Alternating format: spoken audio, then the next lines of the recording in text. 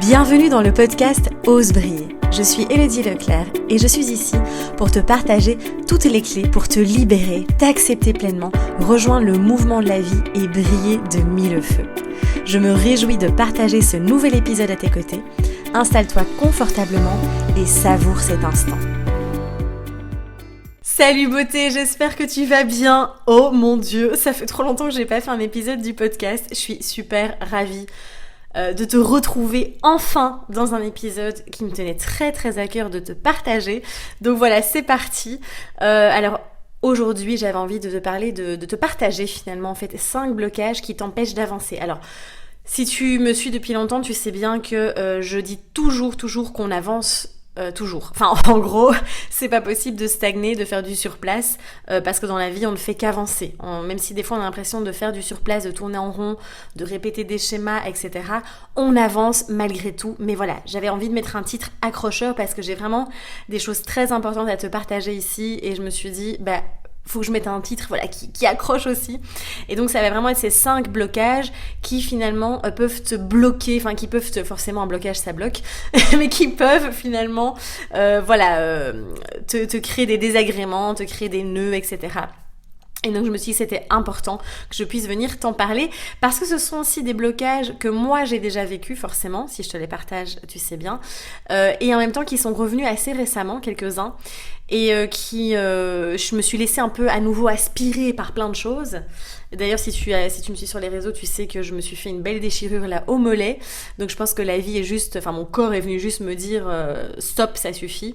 Et donc grâce à ça, même si ça a été un événement qui a été vraiment désagréable, qui a généré beaucoup d'émotions chez moi parce que je me suis dit non mais c'est pas possible, ça veut dire que je peux plus danser, je peux plus faire de flow, en plein lancement de l'espace flow, le gros bordel. Et donc je me suis dit qu'est-ce qui se passe quoi, quel est le message, et en fait ça m'a appris tellement de choses, et du coup c'est tout ça, je voulais te le partager ici à travers cet épisode, avec vraiment 5 gros nœuds que j'ai observés chez moi, que j'observe évidemment beaucoup dans les accompagnements et avec les personnes avec qui je fais ce travail d'éclosion, d'exploration comme j'aime bien dire, et donc voilà. Alors évidemment, je vais te partager aussi des petits morceaux de ce que moi j'ai vécu, mais je pense que ça va te parler. Évidemment, il y a d'autres blocages qui peuvent être aussi, peut-être que toi il y en a qui vont te parler, d'autres moins, mais bon, ça pour moi c'est vraiment les 5 que j'ai le plus observés à travers ma propre expérience et à travers les autres aussi. Alors, le premier blocage, qui va vraiment en fait, si tu veux, t'empêcher de pouvoir aller là où tu as vraiment envie d'aller. C'est vraiment plus comme ça que j'aurais pu appeler cet épisode du podcast, mais c'était un petit peu long. Mais voilà, ce qui t'empêche en fait finalement d'aller là où tu as vraiment envie d'aller, c'est de vouloir tout contrôler, de vouloir tout savoir, de vouloir anticiper, planifier, du coup d'être dans l'idéalisation, d'être dans une certaine exigence et rigidité, et de se dire ok non, moi c'est ça que je veux, que ce soit au niveau des projets professionnels, que ce soit au niveau de ton mode de vie, que ce soit au niveau relationnel aussi. Peut-être que tu as des exigences, tu vois, au niveau des relations, en te disant non moi je sais qu'il me faut un mec comme ça. Et du coup tu vois, tu crées finalement une espèce de limitation à la vie, en fait c'est vraiment ça, comme ça qu'on peut l'appeler, où tu vas finalement tellement être dans le contrôle, dans l'anticipation, dans le fait de vouloir planifier ce qui va se passer dans ta vie, que tu ne laisses plus aucune opportunité et possibilité à la vie de te proposer quelque chose de peut-être bien meilleur que ce que toi tu avais imaginé. Et c'est là souvent où du coup on bloque l'énergie, où on bloque la loi d'attraction, cette fameuse loi d'attraction dont tout le monde parle. Alors attention, comment est-ce qu'on la voit, comment est-ce qu'on l'utilise, hein. On n'est pas, la loi d'attraction, c'est pas genre je m'assieds dans mon fauteuil et je visualise mon rêve et j'attends que ça tombe du ciel. On n'est pas du tout là-dedans. On est vraiment, la loi d'attraction, c'est vraiment uniquement de l'énergie, de la vibration. C'est juste ça en fait. Et donc concrètement, dans ton énergie, si tu bloques les choses, si tu es dans une exigence incroyable et que tu es fermé finalement dans une énergie qui est très fermée, que tu mets des œillères entre guillemets, si tu vois ce que je veux dire, eh bien forcément tu vas avoir très peu d'opportunités, de possibilités qui vont s'offrir à toi. C'est encore une fois, c'est que de l'énergie, c'est que de la vibration. Et donc du coup, j'ai vraiment envie de t'inviter ici à ouvrir, encore une fois, j'en ai parlé dans mon post, je crois, d'hier sur Instagram, où j'explique vraiment d'ouvrir le champ des possibles, en fait. Et au lieu de voir toutes ces listes de choses que l'on veut, tout ça, d'ouvrir, de mettre une grande toile blanche face à soi à chaque fois et se dire, eh bien, je m'ouvre et on verra. J'accueille ce que la vie a à m'offrir en fait. Et on est dans d'autres énergies. Déjà, c'est beaucoup plus facile parce qu'on se met beaucoup moins de pression. Et en fait, on reçoit les belles surprises de la vie aussi. Et c'est génial parce que du coup, parfois, on reçoit des choses auxquelles on ne s'attend pas du tout et qui sont, comme je le disais, bien meilleures parfois que ce qu'on avait pu imaginer, que ce qu'on avait pu planifier. Et donc, c'est revenir à cette espèce d'effet de je laisse la vie me surprendre, en fait. Et c'est génial. Franchement, c'est magique. Donc, je t'invite vraiment à explorer ça, à venir vraiment expérimenter ça. Deuxième blocage, se comparer aux autres. Alors ça, c'est vraiment la comparaison aux autres. C'est vraiment un énorme blocage qui va t'empêcher finalement d'aller là où tu as vraiment envie d'aller. Pourquoi ? Parce qu'on a tendance à venir vraiment se diminuer du coup. Ça va diminuer la confiance en soi, ça va diminuer la valeur que l'on se donne, ça va diminuer beaucoup de choses. Et moi, c'est ce que je suis retombée dans cette espèce j'ai vraiment été à nouveau aspirée dans cette spirale-là de la comparaison. Pourtant, j'en suis très consciente et c'est quelque chose que je faisais très fort avant et que j'ai vraiment réussi à libérer. Et je sais pas pourquoi, ces dernières semaines, je me suis comparée à d'autres personnes qui ont aussi créé des gros projets, etc. Et qui sont à d'autres stades, qui ont, voilà. Et je me suis mis une pression en me disant, oh là là, je suis en retard, entre guillemets, machin, il faut que je fasse ci, il faut que je fasse ça, nanana. Et du coup, j'étais partie je me suis mis une pression affolante par rapport à tous les projets que j'ai et, évidemment, on peut pas se dédoubler. Et du coup, il y avait beaucoup de comparaisons. Et tout ça, en fait, qu'est-ce qui va se passer quand tu vas te comparer aux autres ? Tu vas te déconnecter complètement de qui tu es vraiment, de tes envies, de tes besoins, de ta propre vision à toi de la vie que tu veux créer, de la propre vision de ce que tu veux apporter au monde en fait. Et du coup, tu vas à nouveau te calquer sur quelqu'un d'autre qui finalement est juste complètement différent de toi, qui n'a pas du tout la même vision, qui a peut-être un mode de vie en fait qui vend du rêve mais qui au fond tu ne veux pas ça. Et donc voilà, et en fait c'est vraiment d'à nouveau, en fait moi je dis toujours c'est hyper important de s'inspirer des autres, de vraiment aller chercher de l'inspiration, de vraiment se dire ah mais tiens ça c'est génial, ça je prends, et je fais ma popote et je me recentre non-stop sur moi. Tiens, est-ce que c'est vraiment ça que je veux ? Oui, ok, elle m'inspire, ça m'inspire, je prends, mais le reste, voilà, en fait, c'est ça, son mode de vie, etc. Et vraiment de revenir non-stop, te connecter à toi, à tes envies, à tes besoins et à ce que toi tu désires créer à ta manière, en fait. Et même si ça ressemble pas du tout à ce qu'une autre personne est en train de faire et qu'elle est en train de réussir, toi, t'es en train de créer ta propre réussite, mais tu ne t'en rends même pas compte. Parce que du coup, quand on se compare, on est déconnecté de son propre chemin, de sa propre évolution, de sa propre expérimentation. Et du coup, on ne voit plus que, encore une fois, le manque, tout ce qu'on n'a pas, et on se compare aux autres, etc. C'est vraiment une énergie qui est vraiment pas bonne. Et donc du coup reviens vraiment à toi, à te connecter dans la gratitude, dans ton propre parcours. Moi c'est vrai que parfois on me dit Hello, tu te rends compte de tout ce que t'as parcouru là, de tout ce que t'as créé? Et en fait je ne prends jamais le temps de prendre de la hauteur et de me dire bah oui. Puis je crois que je me rends pas vraiment compte que je peux vraiment aider des gens à travers les vidéos que je fais, les podcasts et tout.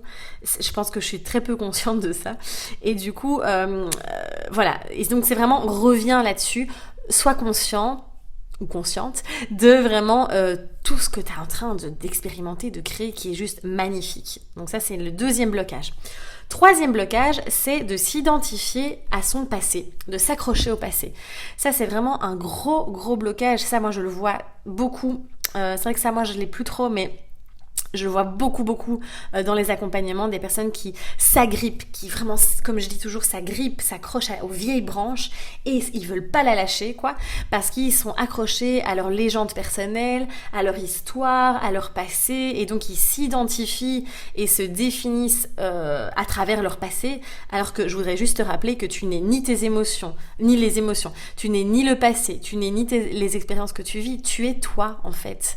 Et c'est vraiment d'aller se désidentifier de tout ça et de se dire, bah non, oui, j'ai vécu ce que j'ai vécu dans le passé, j'ai vécu telle expérience, tel traumatisme, tel moment agréable, tel moment désagréable, mais je ne suis pas ces événements-là, je ne suis pas le passé. Et il y a un moment donné où, quand on nourrit le passé, quand on s'identifie, quand on s'accroche, quand on tourne en boucle, on tourne en rond, on fait tourner le même disque dans sa tête, eh bien, ça nous empêche d'aller là où on a vraiment envie d'aller. Et à un moment donné, c'est de se dire, ok, c'est le passé.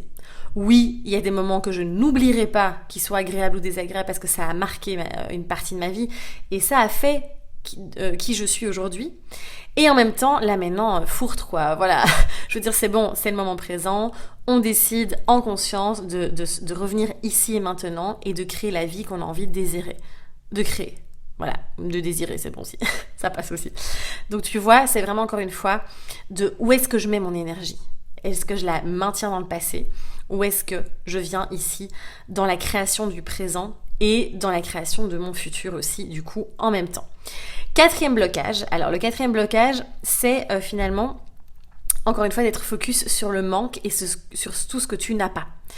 Donc typiquement, quand on est, ce qui nous empêche aussi de pouvoir avancer, de pouvoir en tout cas aller là où on a vraiment envie d'aller, c'est de tout le temps être focalisé sur ce qu'on n'a pas.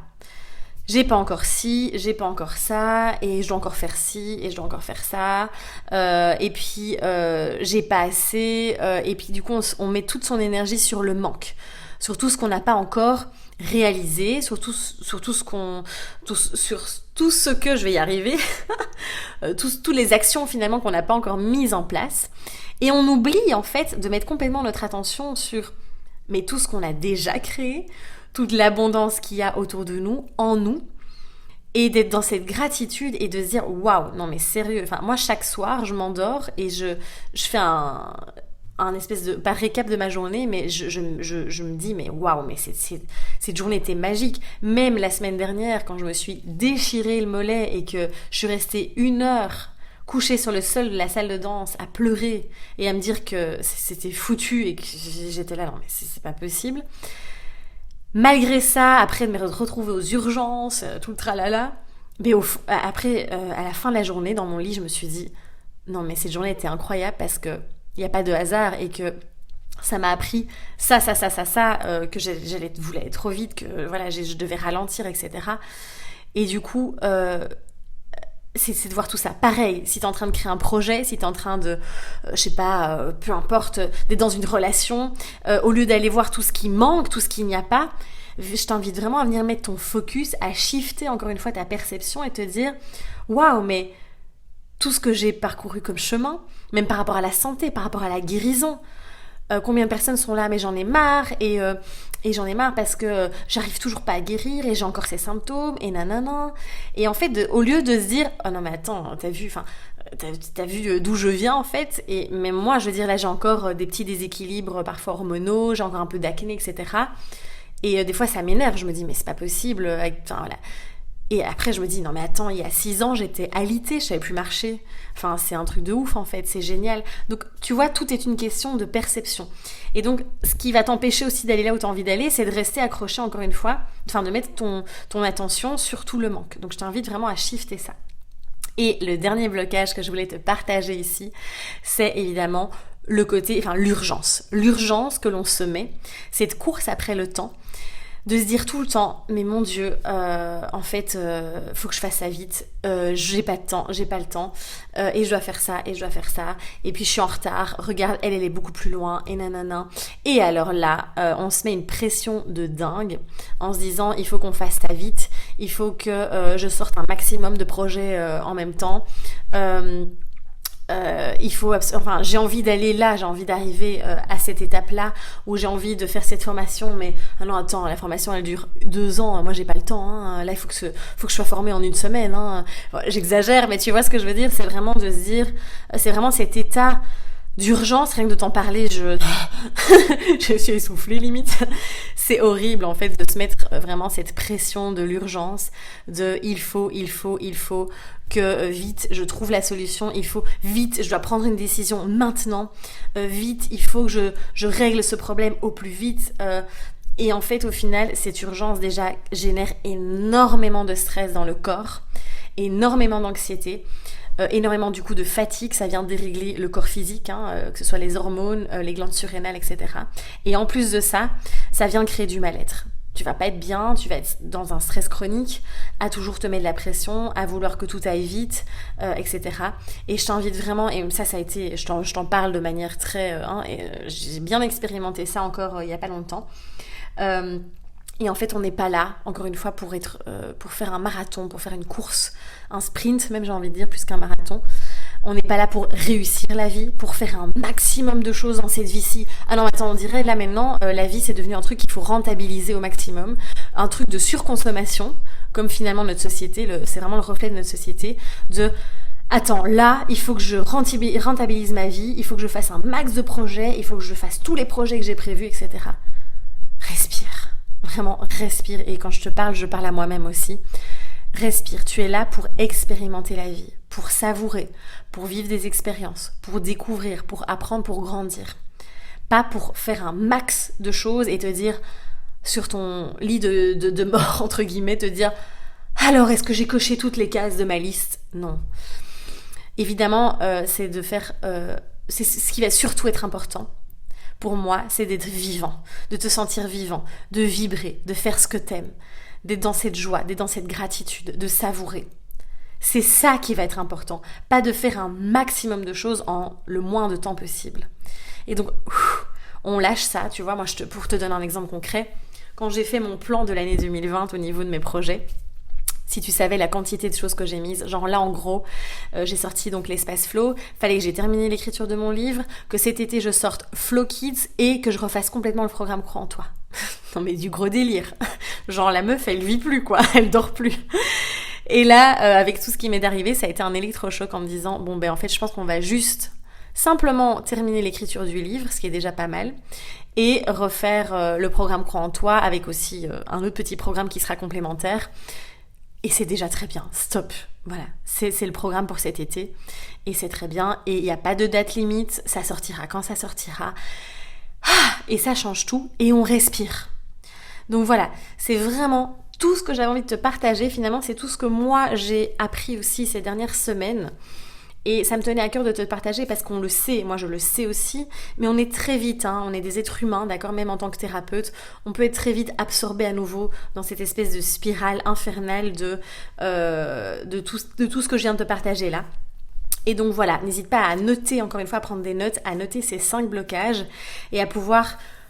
Voilà, te foutre la paix, réellement, être doux avec toi-même, d'accord, faire de ton mieux, évidemment passer à l'action, tu sais bien, moi j'aime bien mettre des petits coups de pied au derrière aussi, et c'est une question aussi de se focaliser sur une chose à la fois, j'ai envie de dire, de mettre ton énergie, pas sur 10 millions de choses et de l'éparpiller, mais de prendre une chose à la fois.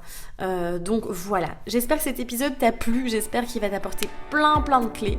En tout cas moi ça a été un bonheur de te le partager, ça a été très spontané, j'avais écrit juste 5 mots sur le papier, les 5 blocages, et puis j'ai vraiment laissé toute la spontanéité parler. N'hésite pas évidemment à le partager autour de toi, à liker le podcast, à liker l'épisode, à t'abonner aussi si ce n'est pas encore fait. Et on se retrouve la semaine prochaine pour un prochain épisode du podcast.